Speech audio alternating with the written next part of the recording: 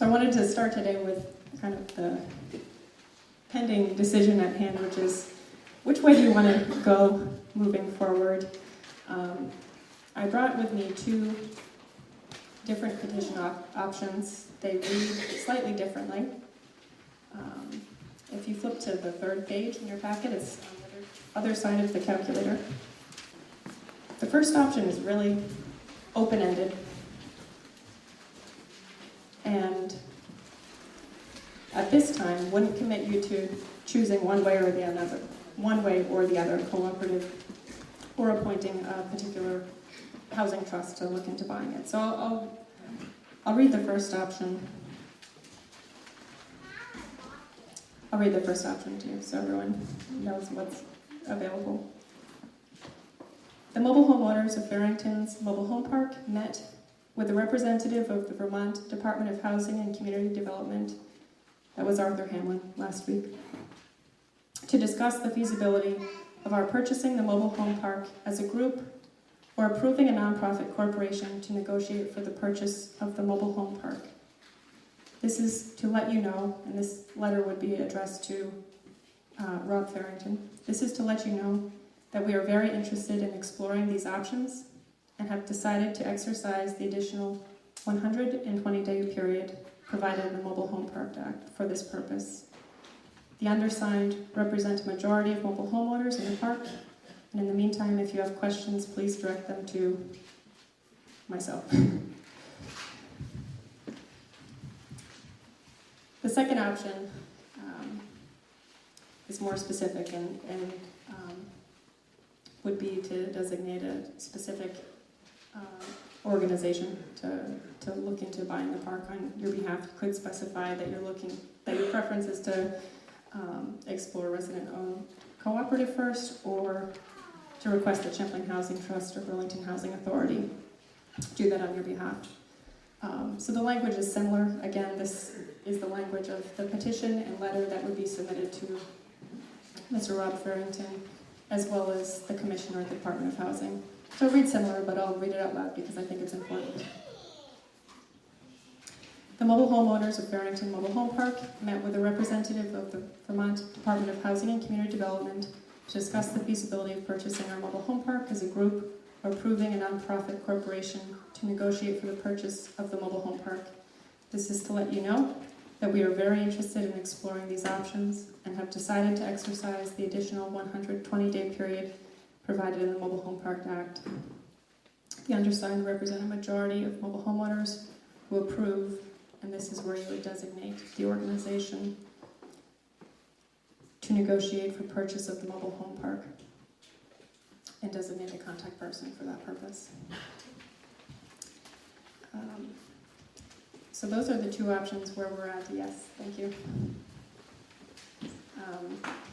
And so before we get into, I wanted to open it up to the floor to decide. I realize that the weather is poor outside today. So I wanted to ask you, my intent walking in today, not knowing that we'd had sleet and snow on the way, was to open it up for your questions, have a discussion before voting, if you will. I think by the end of tonight we should have a raise of hands to see which way we want to go, whether we want to leave this open-ended at this point, in which case that will require a meeting either before or after the holidays to decide, are you interested in the cooperative option, or are you not feeling like there's enough volunteers to do that, therefore appointing a nonprofit to look into this. So I wanted to open it to the floor to decide whether or not you want to choose a route early and then ask questions so people can trickle out, or maintain question and answer so you feel better off about signing the petition option. I'm open to comments. I think we should just ask our questions first, that way we all have a better understanding as to what we want. Yep. So that was for, let's ask questions first, that way we get a better understanding. Yes, ma'am. We have another meeting date set up for this election, and we might need to set another meeting date even before that, so that we don't lose anyone before that, or before I ask the questions. So from the front, that was, we have another another meeting set up. Maybe we should plan another one. Do you know what date we have? I haven't scheduled another meeting. We did, in January, we said meeting time. Okay. In the first week. Okay. I didn't follow up on that, so it may or not be. I think Yes, having ma'am. another meeting date is a great idea, because I called to make sure that this meeting was gonna be going on tonight, and when I called City Hall, they said that they thought that all meetings for tonight had been canceled. So if anyone else that called, that didn't get a call back, Okay. that may be why they're not here. You're right. Some city meetings were canceled for the evening. There are some people who didn't even want to come because of the weather.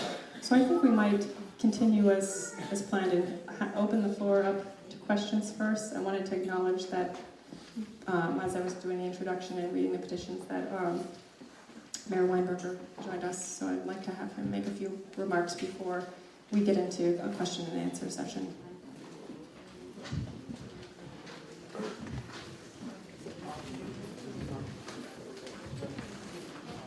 Good evening, everyone.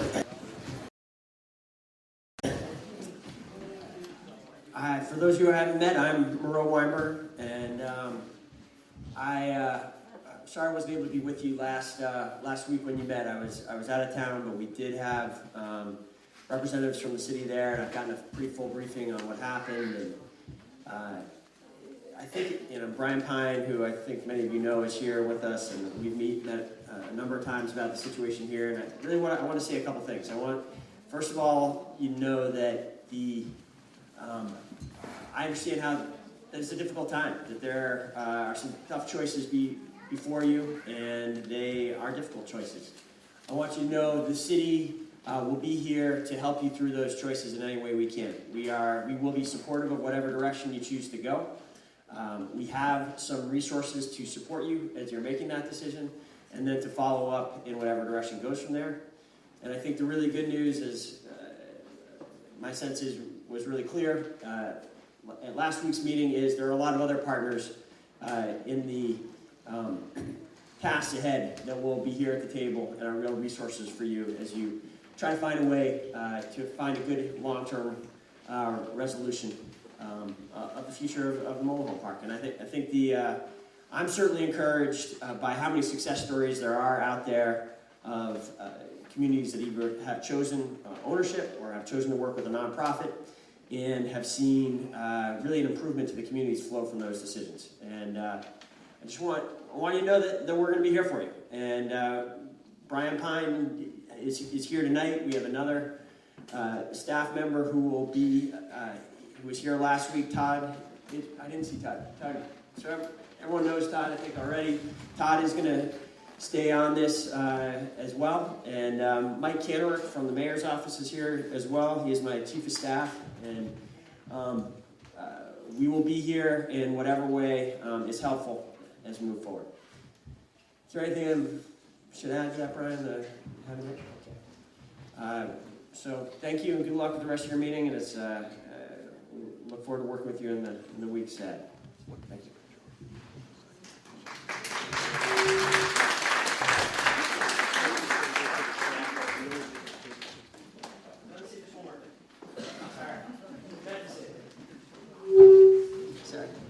Every Wednesday morning, including tomorrow, I have an open coffee right across the street in the Bagel Cafe at 8 o'clock in the morning. I'm there almost every Wednesday. And as this process is unfolding, if you want to talk to me directly, just come across the street, not the street from where we are now, but from the mobile home park in the Bagel Cafe. And I'd be happy to personally talk more at any time. And I hope you'll take me up on that. It's always a great gathering. We usually have 10 or 12 people there. Councilors Hartnett and Councilor Ayers and Representative Solomon are frequently there as well. And it's always a good conversation. So if there's something you want to say to me directly, that's a great way to do it. And look forward to that. Thanks. Thank you so much for showing your support and coming out tonight.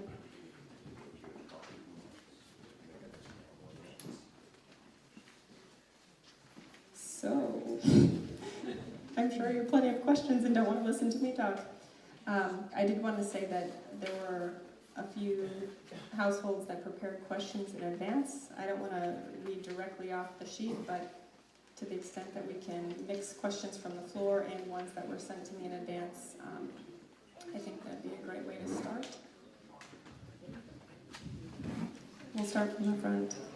I have a question that, yeah, we didn't have time for last week, we had so many questions, but my question, Jeannie Lieberman, we are told that the funding for the nonprofits and even for the lenders is a lot of it's grant money. And so my question was, are these year-to-year grants? Are these long-term grants? Because if that's what's underwriting whichever way we choose, we could all be left high and dry if times get bad and the money dries up. Sure, so we have plenty of folks in the room that can speak to that. Jeremiah's at the front from Cooperative Development Institute. You can.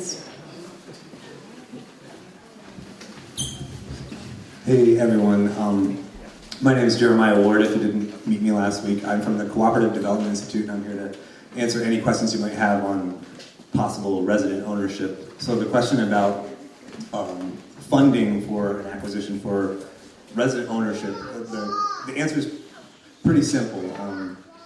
Generally speaking, and most likely what will be the case, is the co-op would apply for a mortgage, not grant funding, although that may play into the mix to help make the acquisition possible. But it's a mortgage that you'd apply for, and it's a long-term 30-year mortgage, 30-year amortization. And it's a fixed interest rate. So there's not this hurdle of every year having to do this grant application process. What's the fixed interest rate? The interest rate, it depends, but if the co-op applies for a loan through Rock USA Capital, the interest rate we're currently looking at is 6%. And the reason that's maybe a little higher than what you would think, what an individual homeowner would have to, or would be able to come up with, is because it's 110% financing, which means there's no money down on behalf of any individual members of the co-op. The Rock USA Capital lends the whole value, the whole purchase price of the community, plus on top of that to start out the co-op with reserves to put aside for a rainy day for big infrastructure repairs and things like that.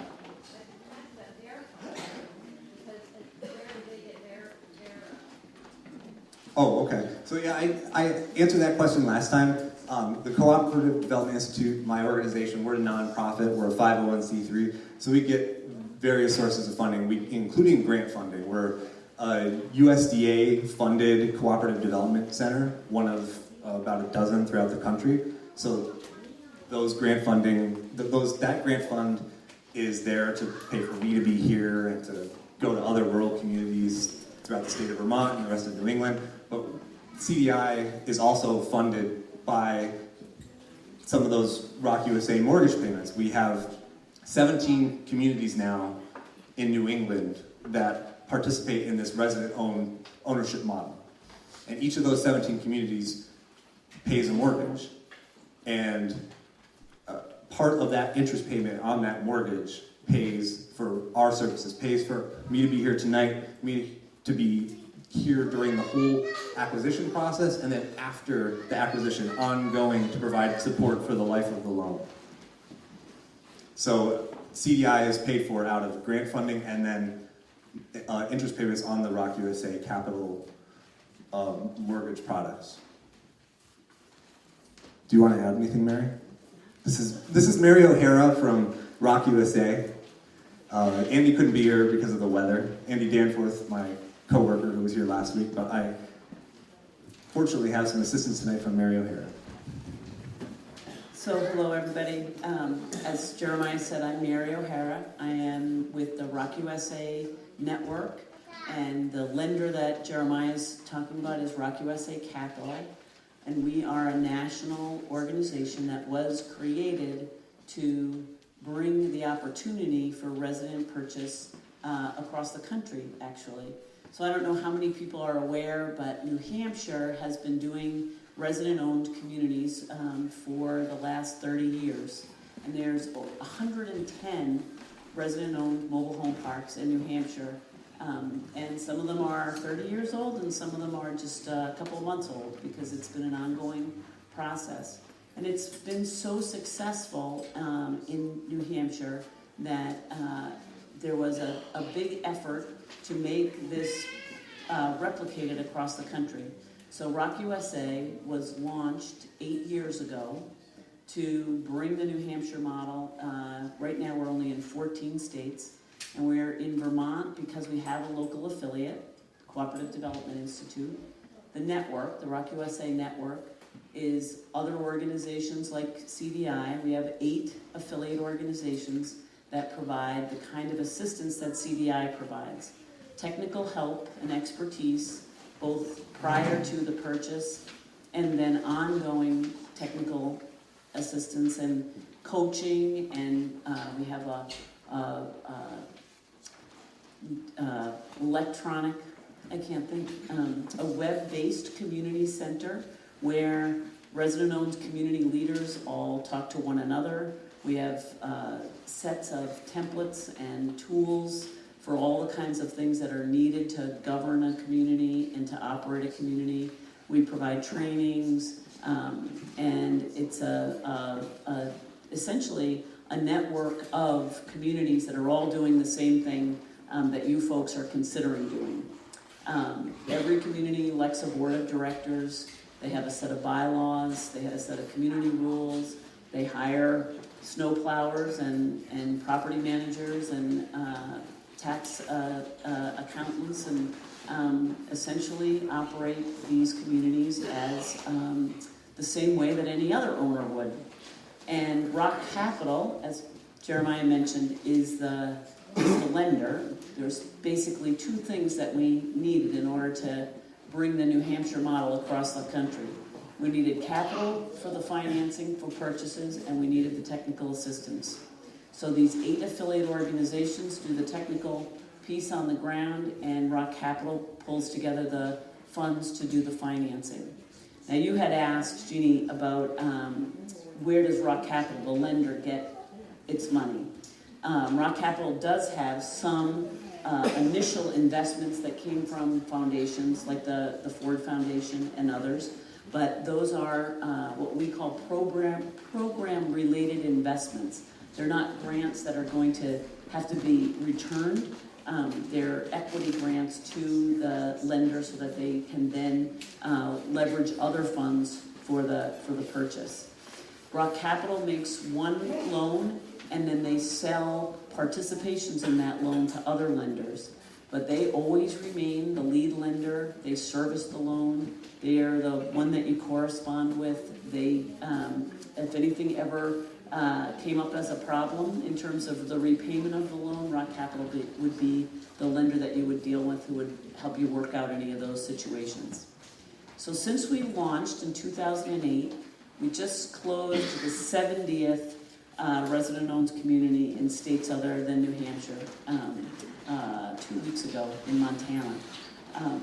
And of all of these resident-owned communities, not a single one has ever made the choice to sell themselves out on the market to some other investor owner, and none of them has ever failed or closed their doors or stopped being a resident-owned community. They've all continued to pay their mortgages back. Some have paid them off. In New Hampshire, there's a few that have actually paid off the mortgages that they borrowed to buy the community in the first place. Others have gone on to pay down their mortgage and then borrow additional funds to do additional improvements. So I'm here to answer any questions that folks have about the lending piece of this. So please feel free. Does the loan change at all as the years go on? We need more and more improvements. We need more and more money for more and more improvements. Does the mortgage, does the loan ever increase? The loan does not increase unless you apply for additional funds for construction. And has that happened in resident parks? It has actually just, one of Jeremiah's communities in Massachusetts just applied for an additional construction loan. They're the first ones out of the Rock USA group. The folks in New Hampshire have borrowed additional funds. And they've also gone through some, that it's probably, the infrastructure improvements are the place where most communities have gotten grants. Usually, they are USDA grants for water and sewer improvements, or CDBG funds from a municipality for water, sewer, roads, not so much CDBG. Sometimes Department of Environmental Protection does loans or grants for infrastructure, just like they would for any other neighborhood, really, in a community, in a city or town. And then there's also the opportunity, if you can't borrow those funds or get a grant for those improvements, the opportunity to borrow from Rock Capital again. Rock Capital is a nonprofit community development financial institution. So it is a nonprofit lender. This is the only thing it lends for, is for resident-owned communities, and only resident-owned communities that are supported by affiliate of Rock USA Network. How would you guys lobby for the best price for selling price? I mean, last time the park was audited, it was valued at $1.9 million, but they're asking for $5 million, so it doesn't make much sense to some. Right. So you would be required to get an appraisal. You'd be required to get a third party, a professional appraiser to determine the value of the community, and you would use that in terms of your negotiation, in addition to both Jeremiah and myself and all of the affiliates who work in this area. Look at lots and lots of communities and do the calculation to come up with a value. The thing that's very different about a mobile home park value than, say, a single-family home, when an appraiser does a valuation of a single-family home, they go out and they look and they see what other homes have been sold for what prices in the most recent past, and then they say, how does this home compare with those homes? And then they come up with a value in comparison to those other homes. A mobile home park is very different. The way that you get to the value is based on the rents. So you add up all the rents for the year, and you add up all the expenses for the year, and you subtract the expenses from the total amount of the rents, and you say, how much cash is left afterwards? That is profit for whoever owns that community. And then there's a calculation that's done in real estate. It's called a cap rate, capitalization rate. And they look at other properties that are similar, and they apply that rate to that profit amount. And that's how they get to a value. So Jeremiah is skilled in this. And Andy, who was here last week, people who met Andy Danforth, he's done this for years and years and years in all kinds of commercial real estate. And so it is a back and forth about what that value might be. But it's definitely somewhere between 1.9 and 5, and probably not not close to either end, but somewhere in the middle there. A document said it was appraised a year ago for 1.9 million, and it's definitely not. I'm sorry, go ahead, finish your question. No, it was a statement, not a question. Oh, okay. That there was you said appraisal, Yeah. and I think what it was is that it was a city assessment, a tax assessment, which is, In the 7 days newspaper? Is this what we're talking about? so a tax assessment is very different from an appraisal. The local, I'm sorry? So generally, the municipality assesses the value of a property in a very different way than an appraiser will. And that's what's used as the basis for how much taxes you get charged.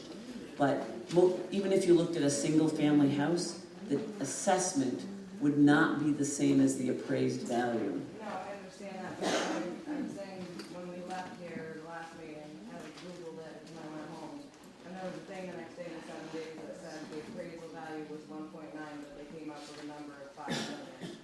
And it went on to talk about it. In a newspaper story, this was? Yeah. Before all the stuff that was wrong with the list goes on and on and on. Because we need to make sure that collectively as a unit, all of us, make sure that you guys are gonna log a request for us. And that takes into account all the things that are wrong in the park that haven't been addressed for years. They haven't paid their water bill in 20 years. You know what I mean? Yeah, the city has a lien on it, what about that? What happens to that? Thank you. I'm not the tax collector. I know many people in the room. I'm the housing director for the city.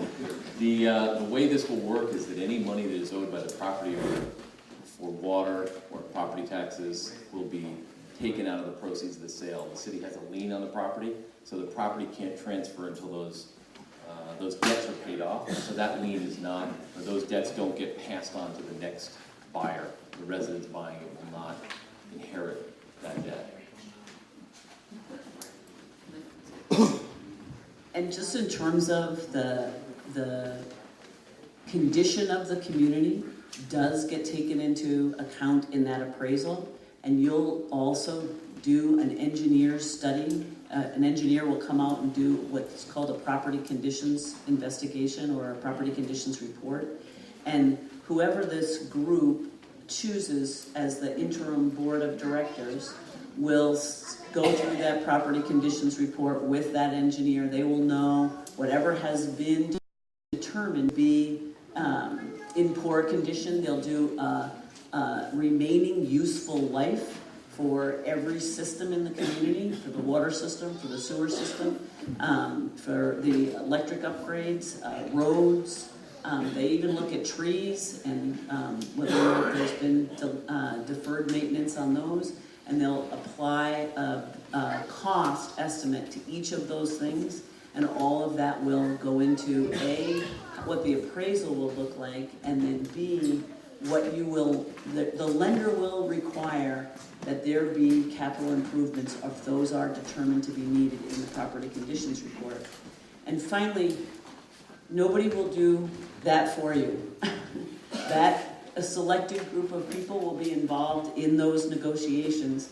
It won't be Jeremiah going out there and making some kind of a deal that the residents don't know about. The residents make the choice at every point along the way. And if you look at the conditions of that property and say, we don't want to buy this, then you don't buy it.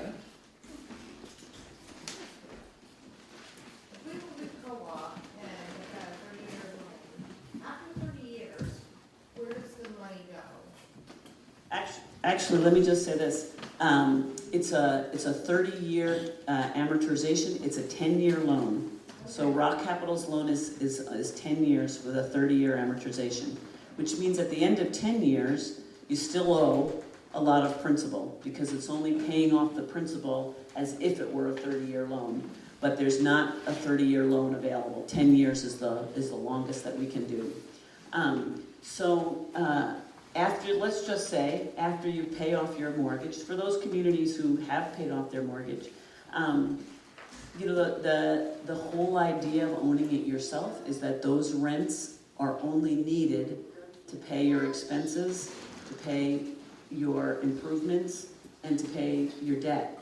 So once your debt's retired, you only need to pay your expenses. You come up with what you want to pay for either road repairs or whatnot, and then possibly the rent could actually go down.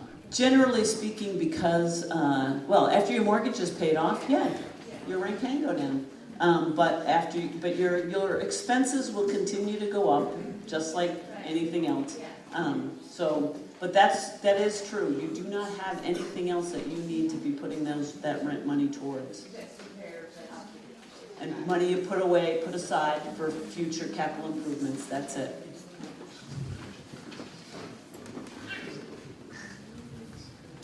Oh, yeah.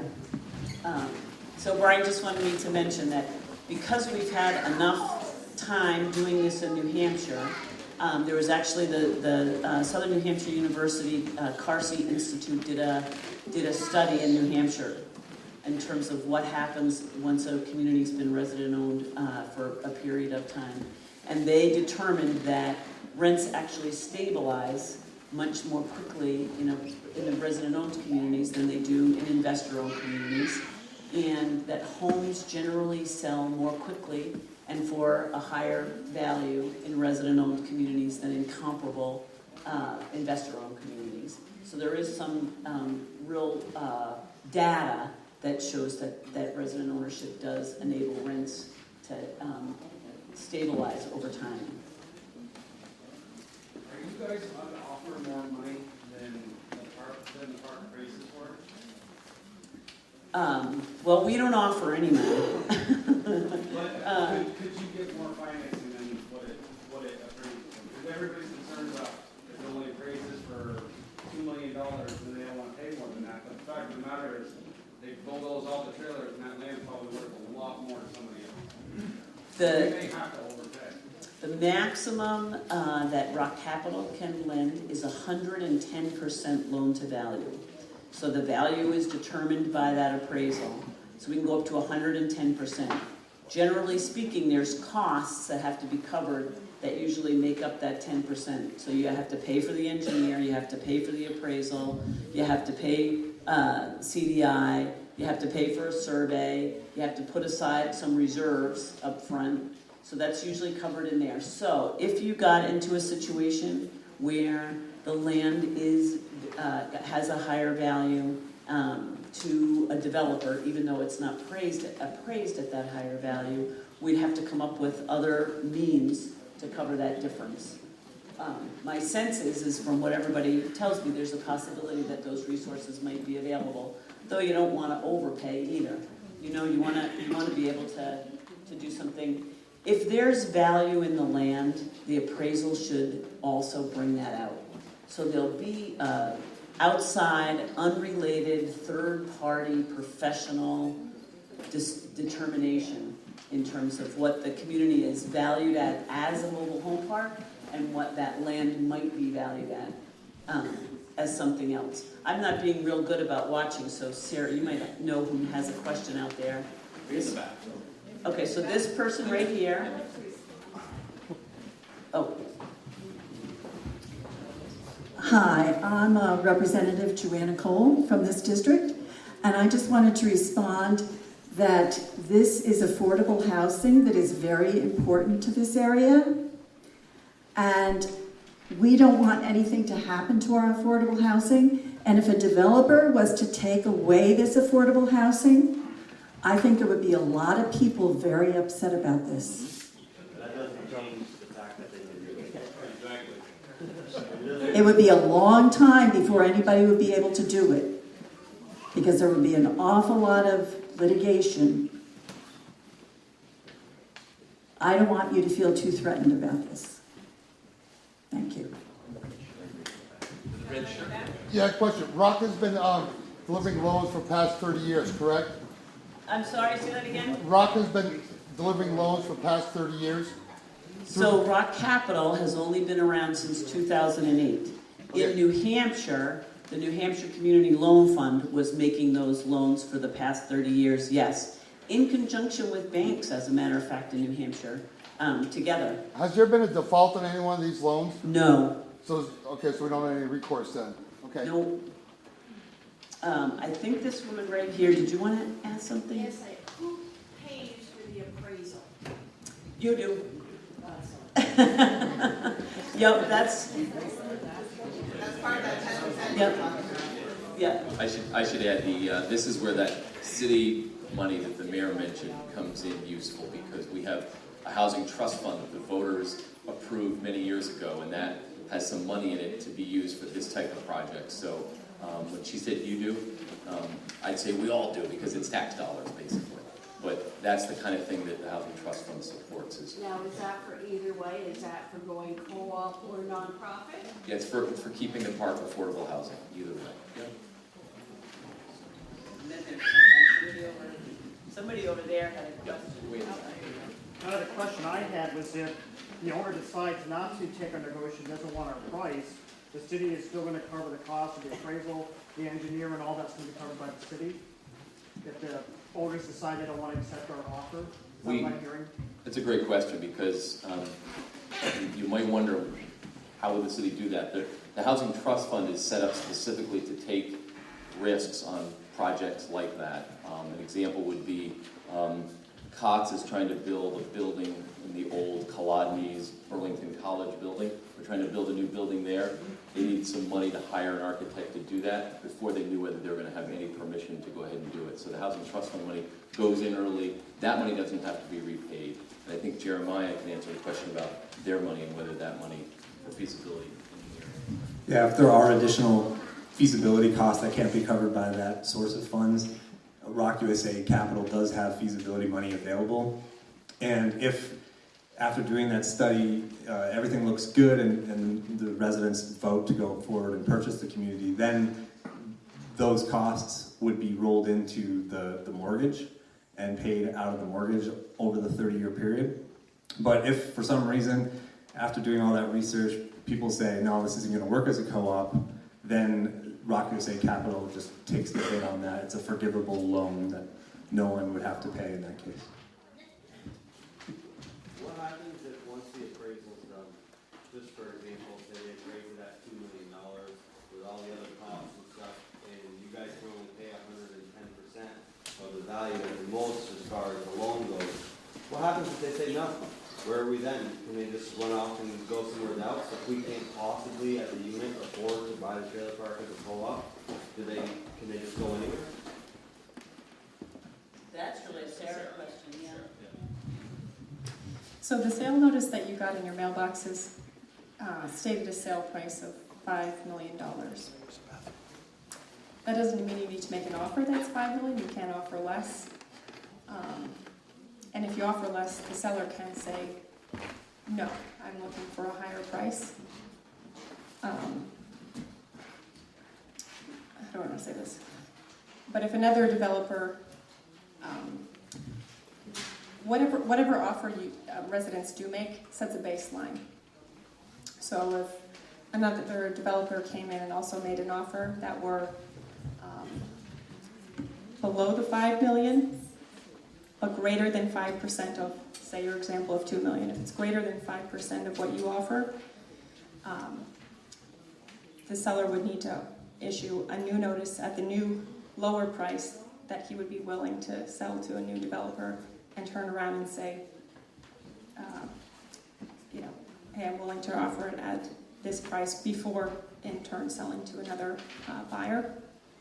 And this process begins all over again at that point. And the notification process that started in November or would start from scratch. We'd be at the table in the drawing board considering this new price. The other option might be if a developer were to offer above the $5 million price point, they would be able to accept that offer without a re-notification. Sarah? Yes. And it's all, the notice that Farrington's put out was for sale as a mobile home park, meaning a developer can't buy it and move all your mobile homes out till you leave. They would have to give you a whole new notice that they're closing the park.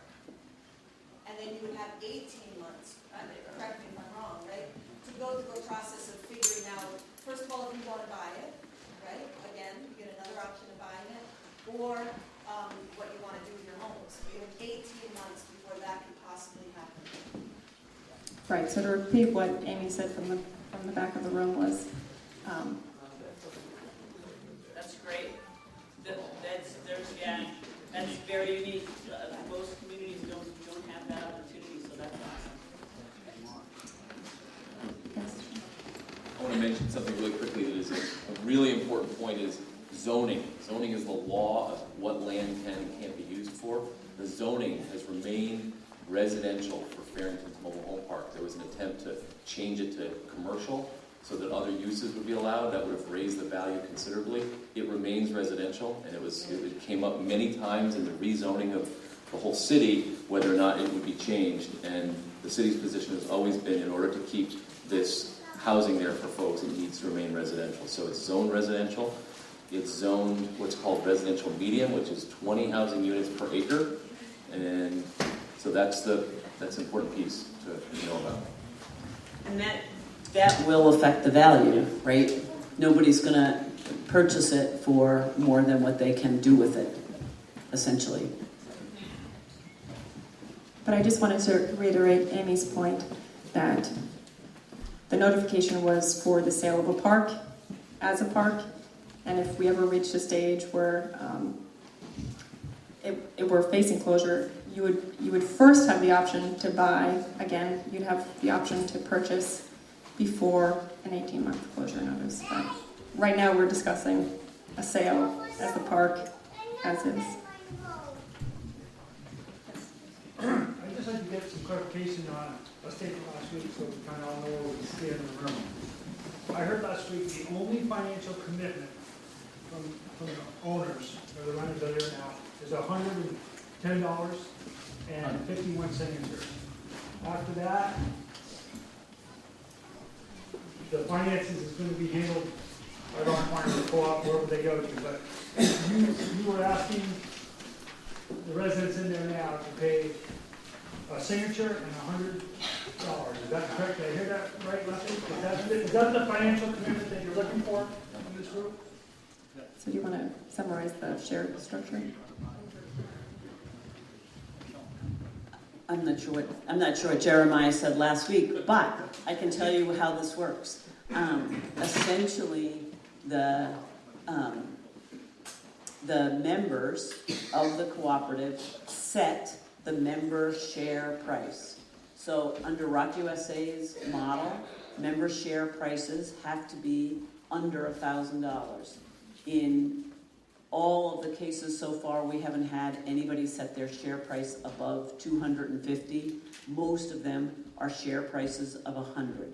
So the way that the process works is if this group votes to incorporate and form a cooperative or to explore purchasing the community, to go through this process, they set a joining fee.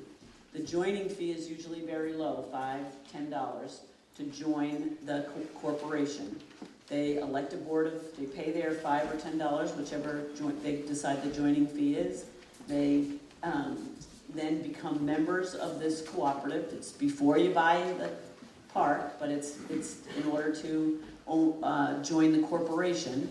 And then when you are at the point of purchasing the community, you pay your membership fee, whatever you've decided, $100, $150, $200. And everybody has to also be given the opportunity to pay that membership fee over time. So if people cannot come up with a membership fee of $100 all at once, they can pay it over 18 months or 2 years. And the 51 signatures is essentially that 51% of the homeowners in the community do have to vote to move forward and at least explore the opportunity. Is that pretty much what you said? Yeah. So the commitment of signatures is another piece that I'd like to touch on and make sure is clear. So the petition says you're looking to spend more time exploring your options. A majority of leaseholders, a majority of homeowners are required to sign in support of whatever route it is that you're looking to pursue. There are a few homeowners who own more than one home in Farrington's Park. So based on looking through the address list, Arthur Hamlin from the Department of Housing determined that there's 101 eligible votes, 101 household votes, 96 households and 101 votes. That's because there's a few that own 2 mobile homes or more than 2 mobile homes. As far as signatures are concerned, no leaseholder can vote more than 3 times. So there's one household that I believe owns 12 or 13 homes in the park. That individual would be limited to signing the petition 3 times. So a total of 101 votes based on the household registry. I wanted to make another point. signature? No, thank you. 101 is the total number of people who could sign, the total number that could sign this petition. In order to move forward, you need a majority of that. So you need 51 households to move forward on an option. Thank you. That's what I thought, and then all of a sudden it sounded different. In the back? Oh, sorry. Will you loan for capital improvements beyond the appraisal value? Park needs all kinds of utility upgrades, will you loan for that also? Well, the answer to that question is doing those improvements would usually result in a higher value of the community because you're making a significant land improvement. So if you're going to apply for raw capital funding to do an additional infrastructure project, then part of that process would be to get another appraisal down the road and have the appraiser basically look at what the value of the community would be with brand new water lines or brand new sewer lines, and then usually with that added value in mind, you can get a loan because the value is set at an amount with all those systems running smoothly and in good shape. That can't happen initially, it has to happen later? If the buyer can do that? No, you can, the appraiser can do an as-is value and an as-improved value. However, oftentimes the as-improved value is not the full amount of what those improvements might cost to put in place. So the answer to your question is yes, you can borrow additional funds for capital improvements. If they're huge capital improvements, you probably won't be able to borrow the full amount of the funds, and that's where you're in conversation with the community owner around how much it's going to bring the price down because the value is not there due to the improvements, and how much you can borrow, and then if necessary, how much we might need to go to some of these other resources for additional funds for capital improvements. But you would put together a whole package. If those capital improvements were identified in your property conditions report, both you and the lender are going to want to know that the funds are there to make those improvements take place. And some combination of lowering the price, borrowing the money, or finding grant money to pay for those has to happen before you even make the decision to buy. In the front and then right there, and I think this man right now, yeah.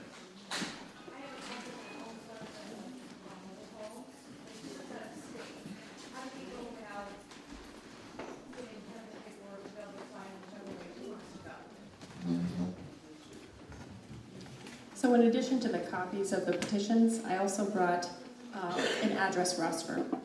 And what that has is all the names and all the addresses of homeowners in the park and the number of units or eligible votes that they have.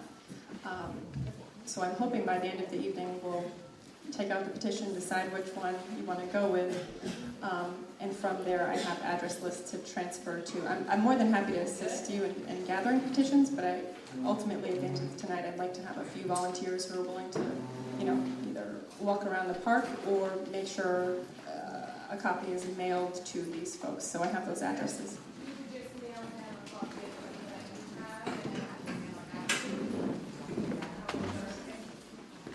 Right. Right. So we could mail a separate sheet to that homeowner.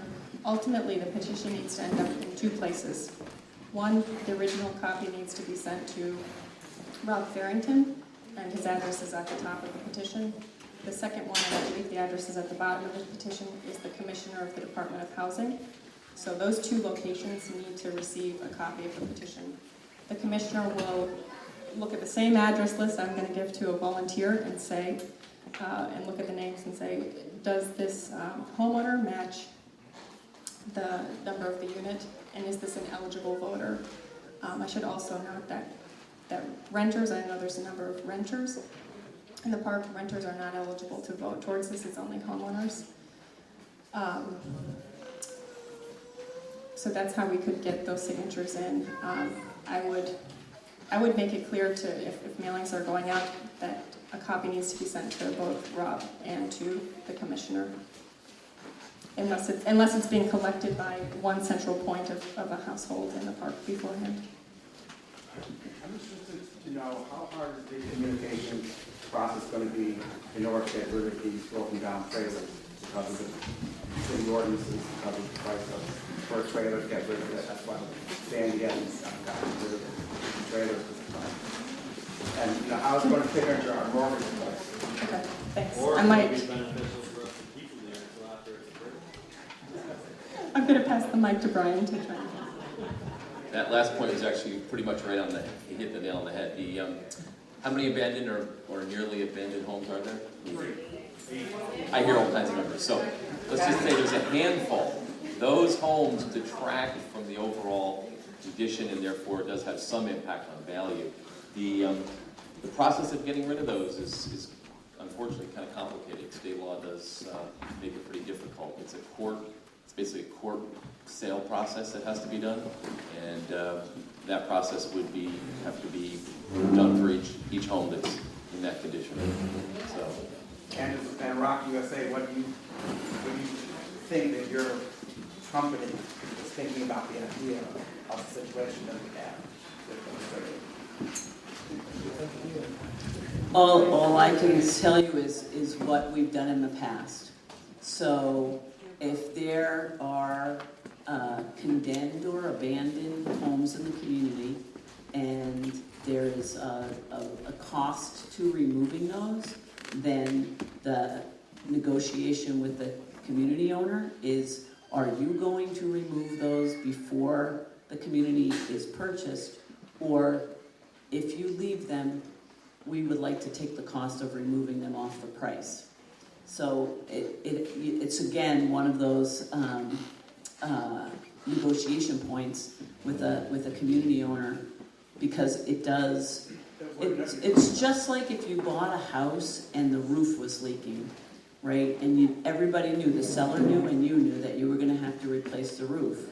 And you go out and you get a contractor and you say, what does it cost to replace this roof? And he says, it's going to cost you $15,000 to replace this roof. You say, okay. So you go back to the seller and you say, you either replace the roof before I buy it, or I'll replace it afterwards, but I don't think I should have to pay for the roof. Let's take the 15 off the price. Generally, you split the difference, right?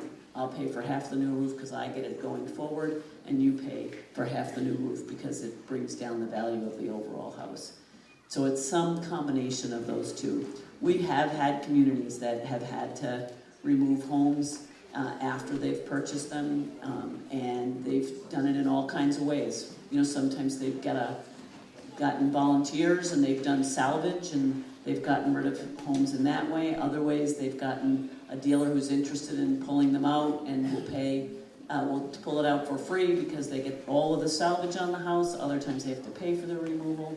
So it's a mixed bag, and it's one of the things that will get worked out in the process. Yes, the man right in the middle. Yeah. Oh, is the Champlain Housing want to talk to us tonight, and can we hear from them a little bit? Both of you, I think. Yeah. And, Debbie, did your hand go up? You're all set? Yeah. Okay, yeah. Oh.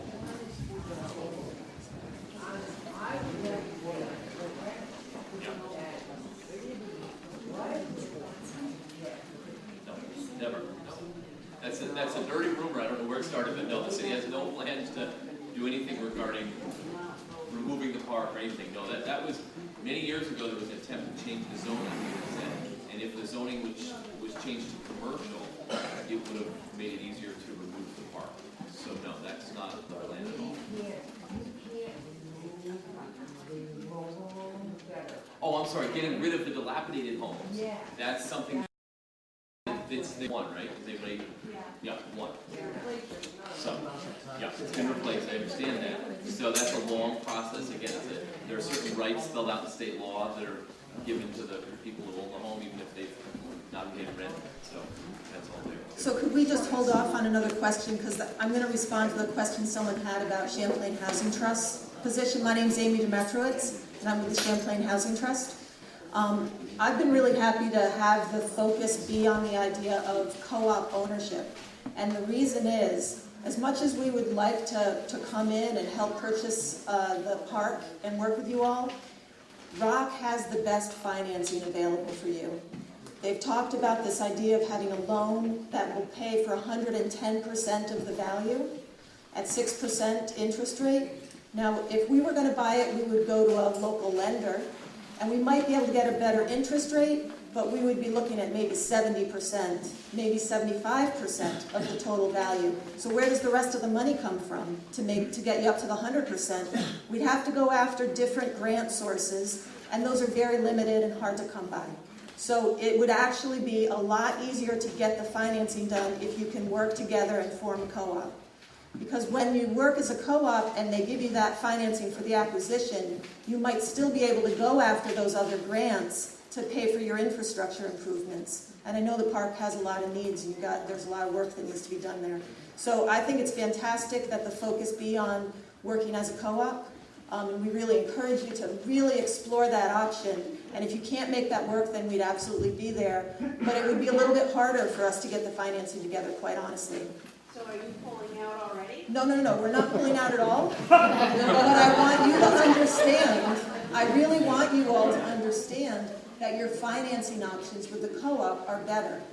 And so you need to really explore that, because if we come forward and we try to work with you to buy the park, it's going to be harder for us to get the financing together. And what if there's no one that can vote on who they want for a committee?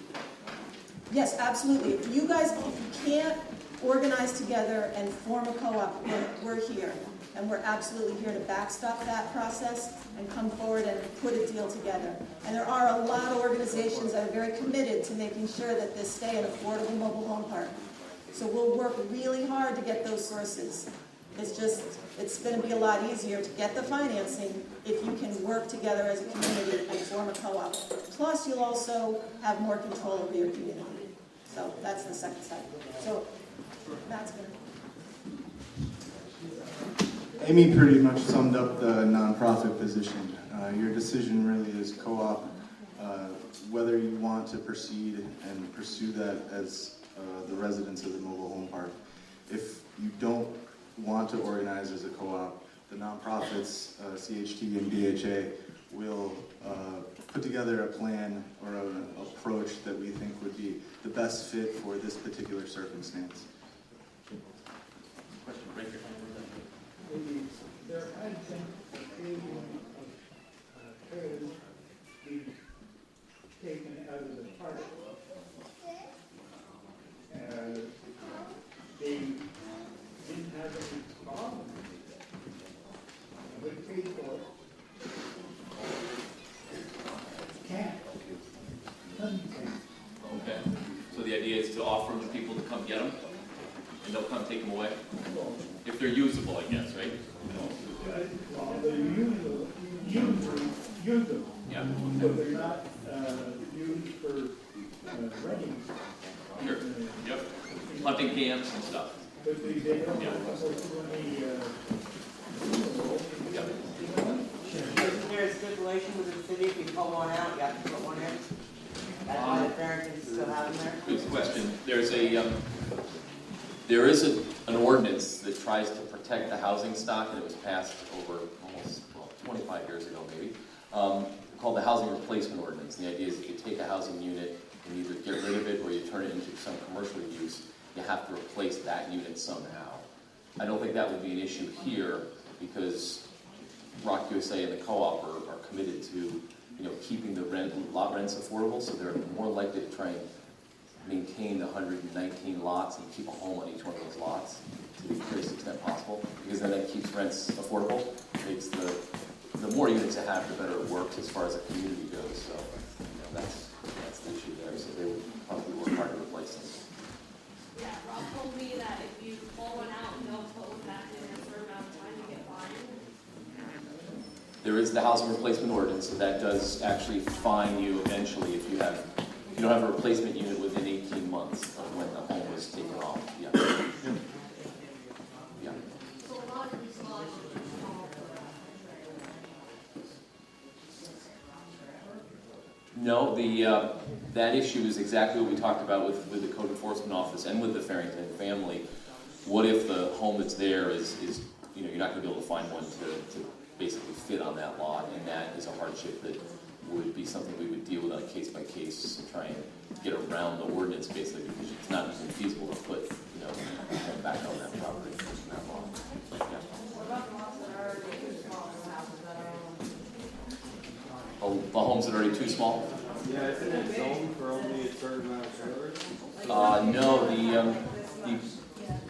the distance between homes, has always been, and I look back in the file I have in my office from people who worked in my job many, many years ago, the note says, park a little tight, or residents would like to see more room between homes. So that's going way back, and that's definitely an objective that I think, you know, you guys have control as a community over these issues once you become a resident-controlled community. A resident-owned community can say, we're going to have an approach here where when we lose a home because of it falls apart and you need to replace it, do a bit of reshuffling of the layout. I think that's something that, you know, it's not easy to do, but you can do it. Lou and then Michael. If we were to buy a park to a co-op, would we own the trailers that are considered abandoned, and would we be able to renovate them and rent them towards our capital?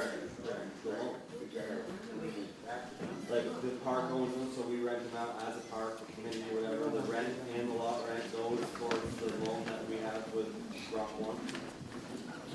I'm going to let Mary give that one a shot, because the ownership of those abandoned trailers, I think, is a little bit murky around state law. I think it gets kind of complicated, but let's see. Yeah, and Vermont's not alone in that. It's a, you know, if somebody abandons a house, depending upon the state law, there's a process that you have to go through to get title to that house so that you can do something with it. And actually, it's been a pain in the neck for a lot of resident-owned communities that end up with a couple of abandoned houses, and they have to go through the process, and they have to advertise in the newspaper, and you know, they have to do the whole thing to get control of the house and then make a decision about it. So if you purchase the community and the purchase and sales contract that you signed with the seller says everything in this community goes with the sale, then technically you have the right to go through the process and take those homes according to state law. So ultimately, yes, you will, as a co-op, a whole will own it. Can you then take them and rent them out? Under the Rock USA model, resident-owned communities work best when there are homeowners in there.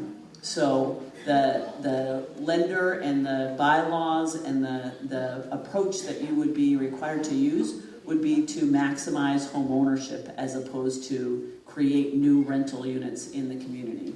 If there are already rental units existing in the community, up to 25% is possible for Rock Capital as the lender to work with.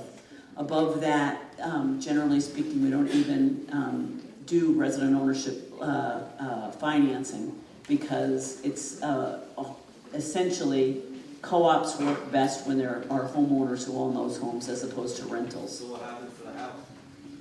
So let's say you have an abandoned house. No, the Farrington's house.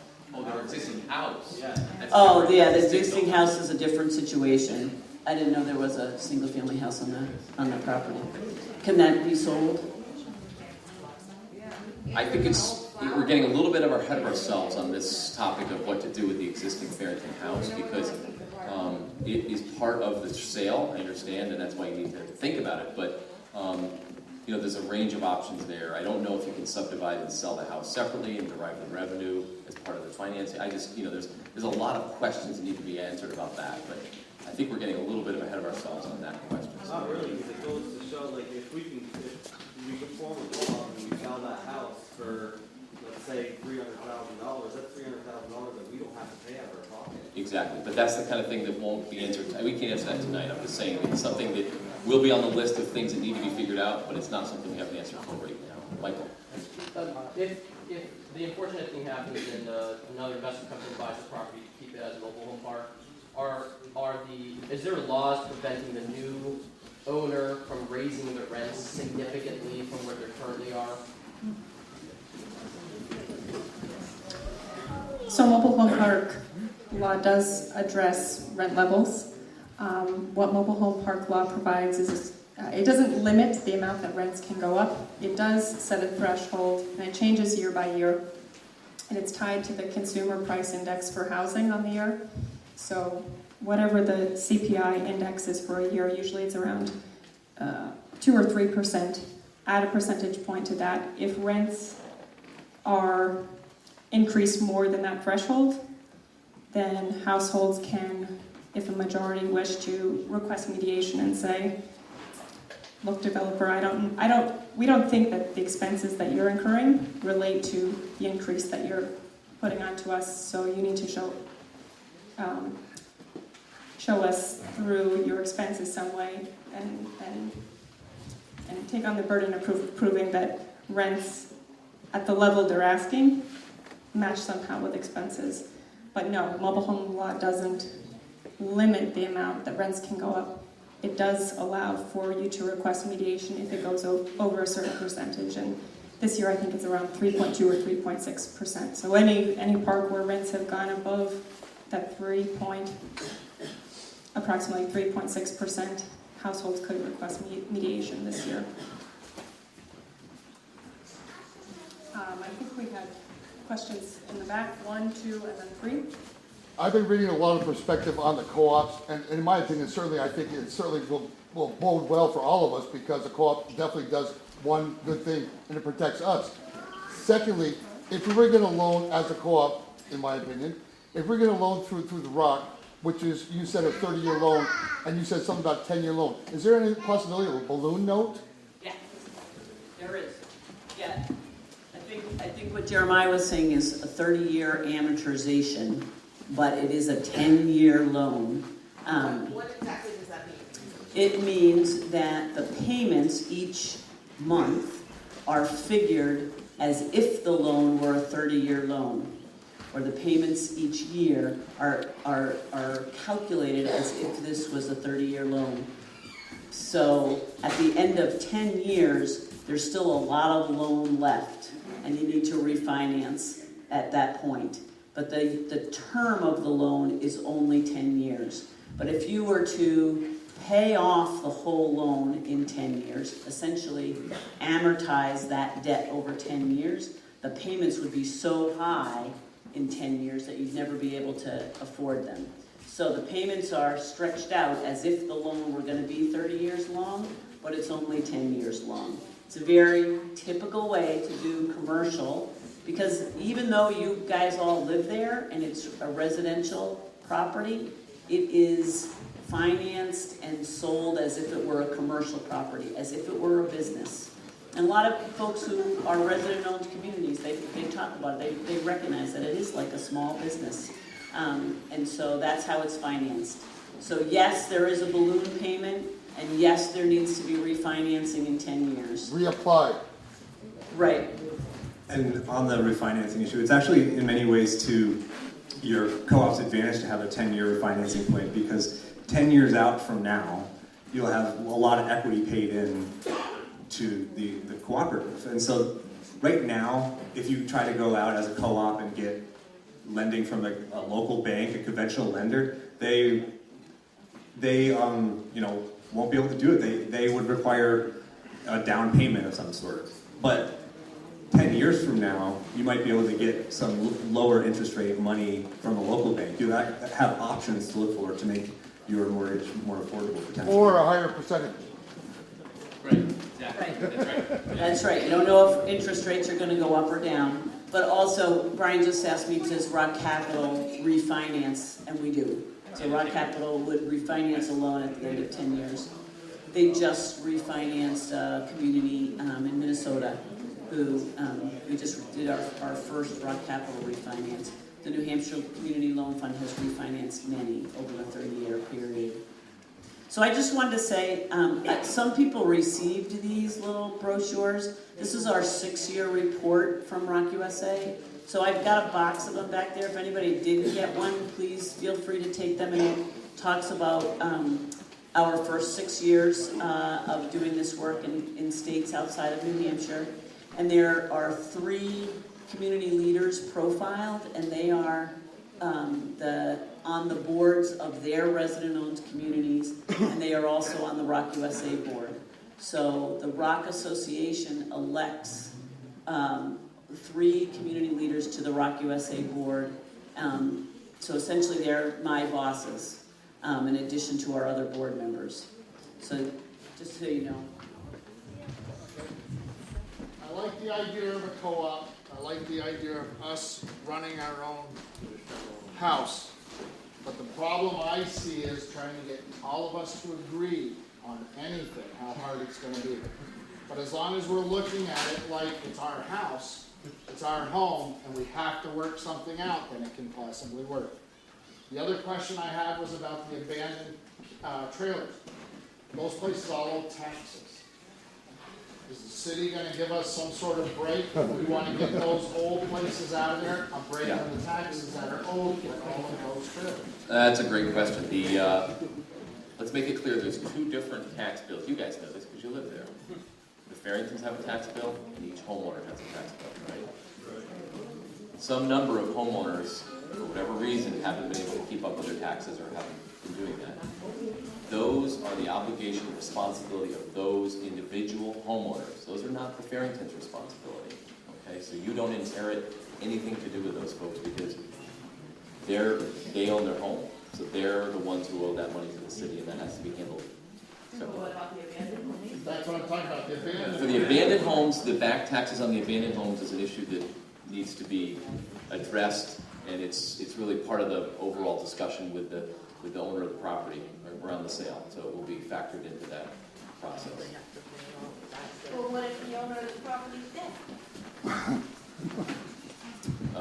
The executive of the estate is who we're talking to right now. That's not right. That's who we're talking to. No, I'm talking about the abandoned. Okay. Yeah, that's uncollectible. State law has 3 conditions, 3 reasons for not being able to collect taxes. One is it's unjust. Another is it's uncollectible. Dave, what's the third one? Wait, it's unjust, I don't know. There's a third one there somewhere. I'm on the tax rate, that's pretty. Yeah, he should know. Sorry to put you on the spot. I'll see what I can do. Yeah. All right. And one more. There was one up front. Let me just get this. Yep. Yeah. If we take too long, we're going to lose folks. I want to make sure we don't do that. That's it. That's right. Thank you, Dave. My question is to her. Okay.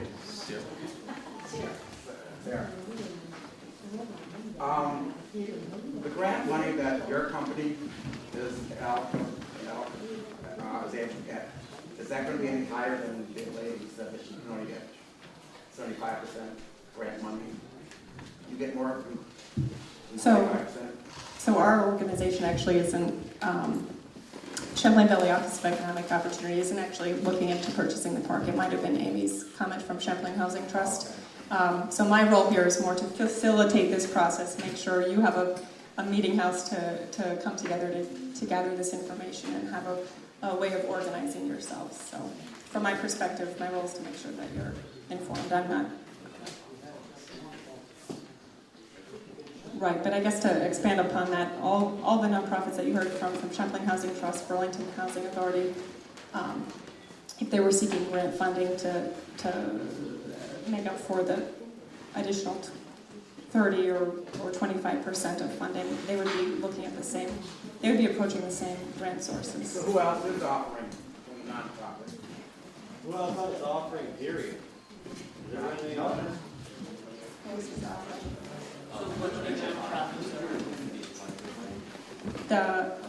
The third organization would be the Housing Foundation, Inc. They're not here tonight, but they do own 18 mobile home parks throughout the state of Vermont. I think if you weren't to go to the cooperative route, I think Burlington Housing Authority, Champlain Housing Trust, and the Housing Foundation, based on their different experiences, one working locally in Burlington with the Burlington housing market, and HFI with their experience working with mobile home parks, I'm sure that they would collaborate to make that happen.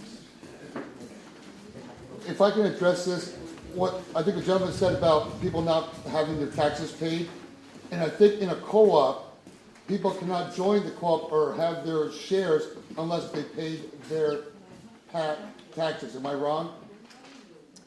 You know, that's different amongst different communities in terms of Co-ops or communities?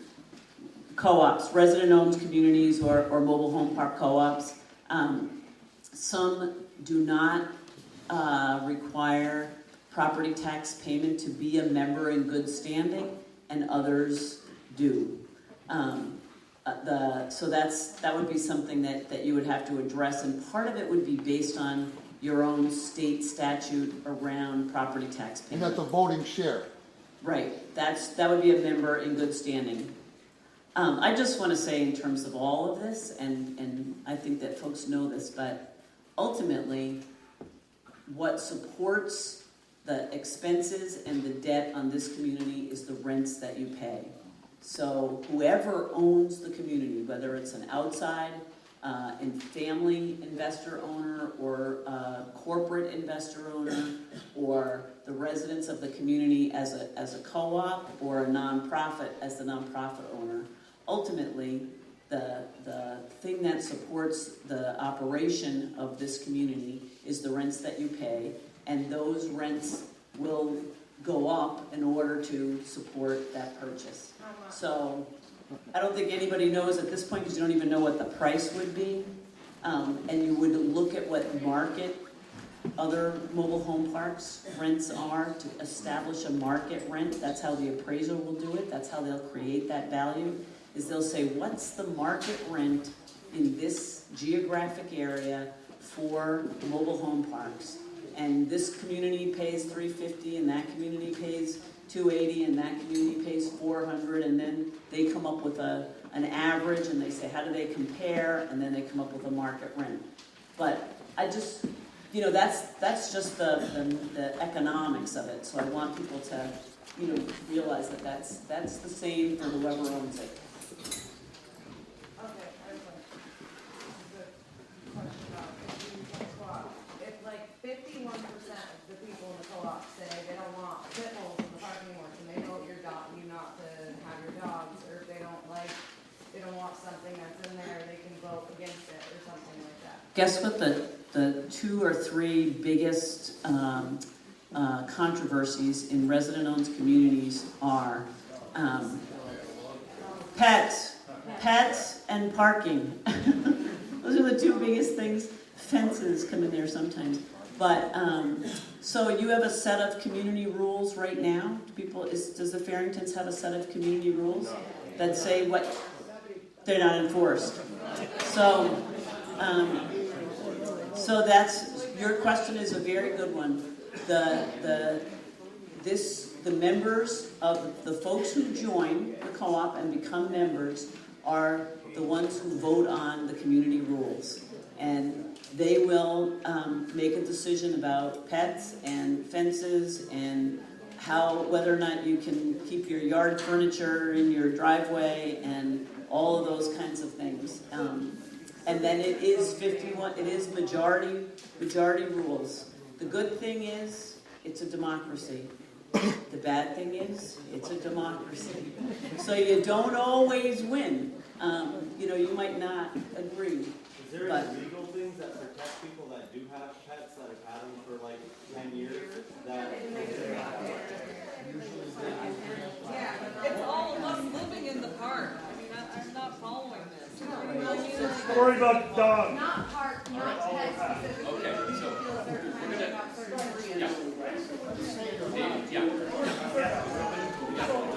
You have a lot of questions? Okay. A lot of questions? A lot of good questions? You have a lot of questions tonight? No? Particularly this question right here about the house. So there was a lot of questions tonight, a lot of good questions. Some we couldn't answer, some we could answer. That's why the 51 signatures is not a commitment to co-op, it's not a commitment to Burlington Housing. Land Trust, it's a commitment to buy you 128 more days to get these answers, the questions answered, okay? It doesn't get you into anything, instead it buys you time. January 5th is the cutoff. What is it? They moved it. Thank God, because there's a Christmas, New Year's, before you know it. Last week someone said you got a long time. We really don't have a long time. You've got about 3 weeks to kind of get these signatures. And to me, that's the most important thing you guys could do. Get 51 signatures, and then come together and figure out what you really want to do. Get the answers, or question answered about the house. Get the question answered about the pets. Find all that information out. But the best thing you guys can do, in my opinion, is get those 51 signatures.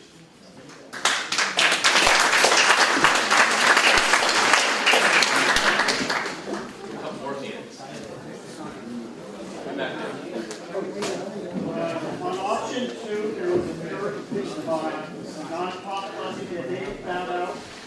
It's not on option 2 on the paper. I wouldn't say that they've bowed out, but historically and traditionally, because HFI, because Housing Foundation serves statewide, they will generally defer to a local entity if there's local interest. And in this case, you have two groups in the House that are listed on your sheet, Champlain Housing and BHA. Amy might like to comment on this as I well. want to be really clear that we are not Gotta yell bowing louder. out. You gotta yell I want louder. to be really clear that we, the Champlain Housing Trust, are not bowing out. BHA is not bowing out. HFI is not bowing out. We really encourage you to explore co-op first because of that financing. And I would encourage you to sign the petition that allows for both options. So that you get the 120 days and you've got a little more time to look into the co-op before you really commit to it. But we're here for you, but look at the co-op first. Right, so I just reiterate that, and I don't think any nonprofit in the House or Housing Foundation in this case is bowing out. They're here to support you in that, but I think also realizing the financing that it's Is the available. petition for here? Sorry? The petition here? Yes, petitions are here. So this is a good transition point because I don't want to leave us until 9 p.m. before we start making a motion on this. Oh, you want to sign? Yeah. He wants to call the question here. Order, please. We have one question at the front and then...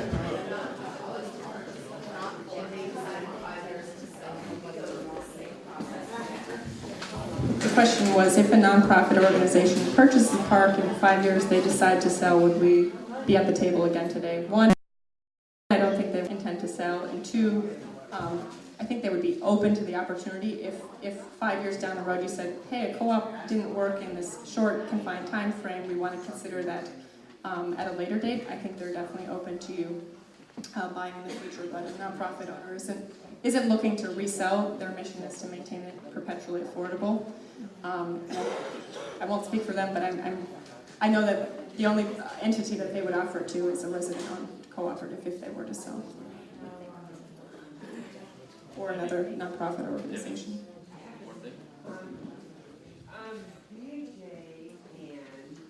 Champlain Housing. Would they put that in writing that we can buy the railroad car back if we went with them? I would say so. I think yeah. they could say that. No, You guys, that the option question is- was, would you be willing to put it in writing that if the residents did a co-op and it didn't work out, or the other way around? You want it the other way around. She wants the other way around. If one of you two ended up owning it and they organized and decided they wanted to proceed with the co-op, would you put that in writing that you'd agree to that? Absolutely, without question. The answer is yes, we've all heard it. It's on camera. All right. So I'm happy to entertain other questions, but I also want to be sensitive to time. So in your packets, we had two options. A generic where you're not committing yourselves to a certain entity, a certain nonprofit or cooperative organization, or to designate one way or the other. Is that clear? Doesn't look clear. Some faces look like they're not sure. So, which one are they signing? Can you hold it up? No. I have a copy of the petition that, as we're leaving, I have 9 copies of it. I'll leave it on the back table when we decide which one that is. Sorry? I think so. Can we see a show of hands? I'm going to say the first vote, yes or no. If you want to go just the co-op route now, raise your hand.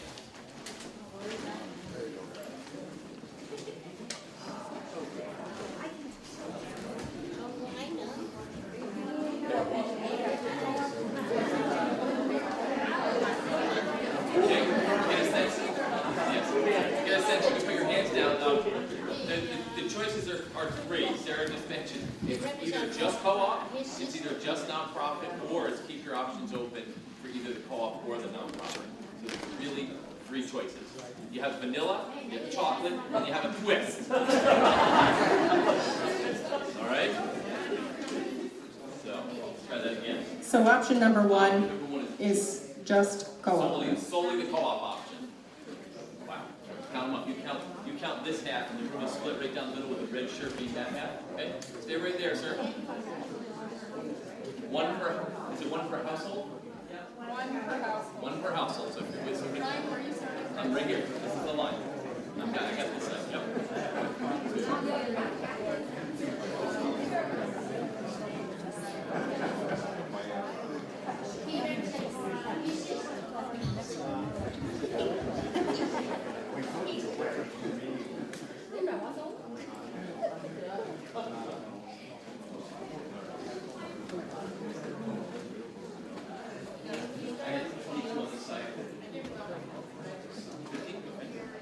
All right, you can put your hands down. Partial. Now, this is the next. Oh, you didn't get counted? No, I did, but I'm speaking for my mother. She lives across the street, but she's not here. She wants co-op also. Okay. That's one wants co-op. That's indeed. All right. This is the non-profit only option, called the vanilla. And who wants just the non-profit option? They don't have to come next week.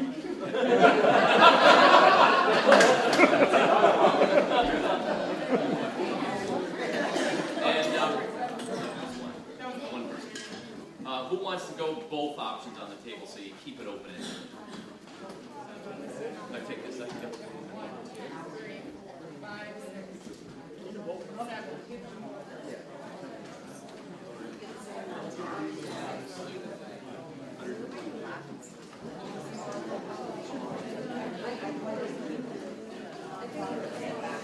right, so here are the results. You might know the results already, but Sarah's going to announce them. So the results, we have chocolate co-op, 38.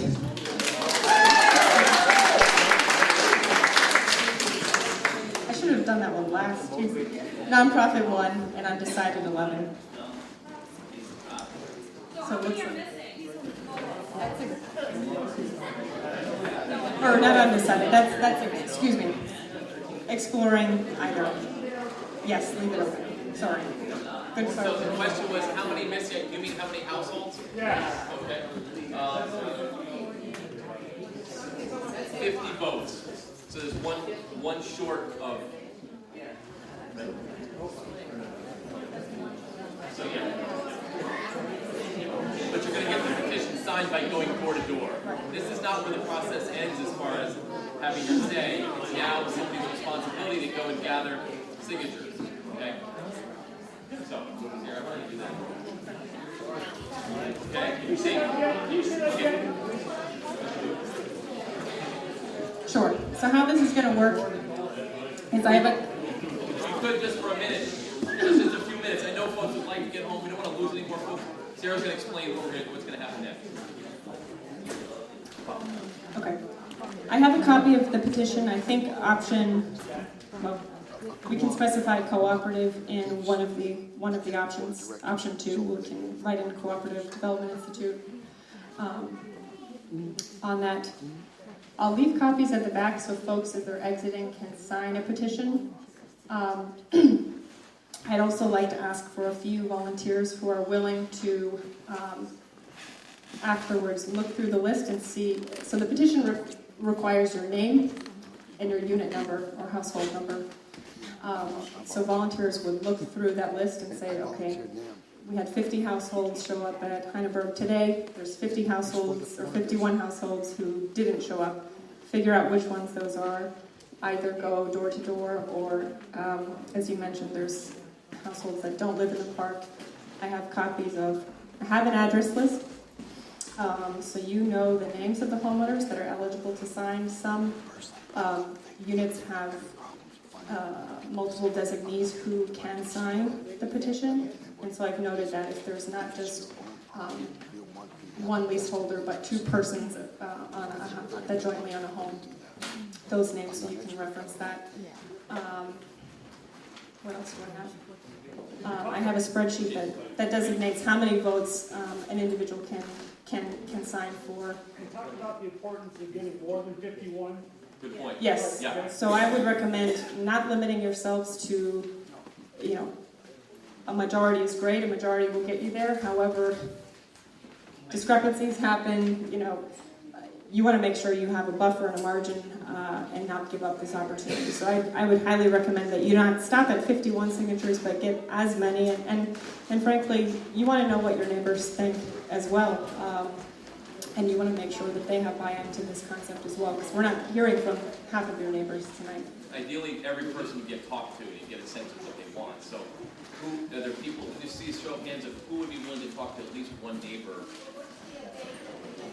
Okay, so we've got a few people who are willing to talk. You need this is by the January date. Yes, yeah. You obviously want to do it before, as soon as you can. Yeah.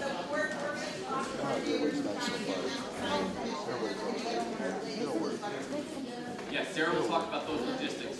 Great question. How to take, hey Sarah. Wait, all right.